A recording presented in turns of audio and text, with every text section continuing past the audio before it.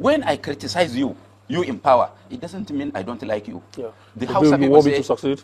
Does not mean sauke maraba. Meaning that pack your things well does not mean that put it down for us to share. Okay. That's how I say it.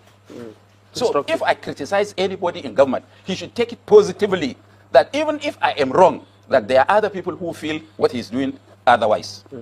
So you have been criticizing President Bola Tinubu, particularly on Kano. Just 2 days ago or so, I read your warning to him that Tinubu should be very careful about how he deals with the Kano situation. So exactly what is the president not the president, how he deals with Kano people. That the how Kano some situation. of his people The Kano situation. deal with the Kano situation.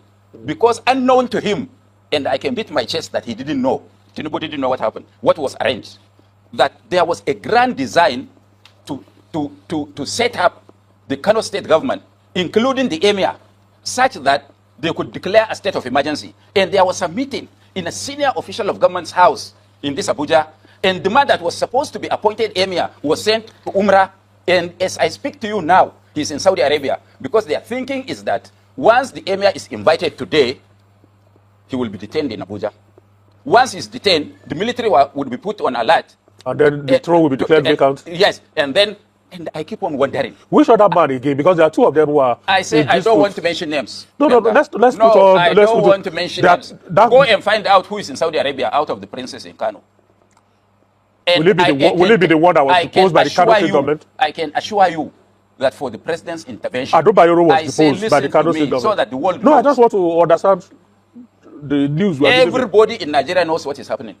That there are key people in this government that are hell-bent in causing a bloodbath in Kano, such that they can take Kano through the back door.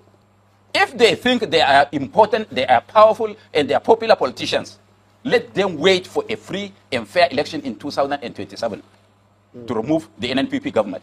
But they want to use their position to help themselves. That is not what it should be. People should look back to history. Do you know that the Wahala in 1966 started from Kano, Wete, and the removal of the grandfather of this sanusi? People don't know. That is why I am asking the president to talk to the IG. The IG should not be taking instructions from people who are nobody. And they could have just presented the president with fait accompli that there was a bloodbath in Kano and there is need for a state of emergency, or so should be brought back and met the emir. Is it the responsibility of federal government? Let me tell you that even if the Supreme Court rules that Sanusi was not properly appointed as the emir of Kano, can President Bola Tinubu appoint emir from Abuja and take to Kano? No, that would be the responsibility of the Kano State government. So why waste your energy? This unpassed, because we can't have two princes disputing such a reverse to. The president should know better. And each of them can lay claim to court orders in this favor and all of that. We know that the courts have been directed from Abuja, unknown to the president. So who's the Abuja that will be directed to the president? Those that do this, they know when I speak that we know them, because they have an issue to solve with Sanusi. That's their personal problem. Sanusi is the emir of Kano. There is nothing they can do. 10 times you remove him, 11 times we will reappoint him. So why waste your time? Who is we? You are part of them now. Of course, I'm NNPP. The government in Kano is the NNPP government. I'm the secretary of the board of trustees. Okay. All right. So we are not joking. If they are doing this to stop Kano people from accessing the dividends of democracy, because the government is always at war, then they are wasting their time. Because the structures we have, once there is an election, free and fair, there is no way any human being can defeat the Concourse machine in Kano. He has not spoken. He has not spoken. Has he spoken? So how very strong is the NNPP structure in Kano? Because at some point, not long after the general elections, there were rumors of a crack in the arrangement.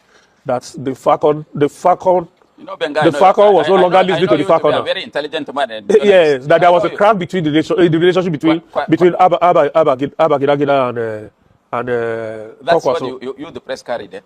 There had always been a hand by stoking agents that. of federal government Stoking to that. destabilize Kano. I have on the social media. I just read before coming here.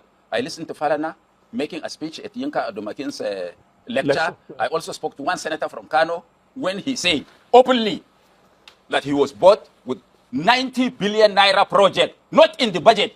I can show you when we finish. A senator from Kano. Yes, to destabilize the system. They should be telling the security agencies all he knows. They didn't see. What they don't know about Kano is that Kano politics had always been that of noise making, right from First Republic during Sardauna.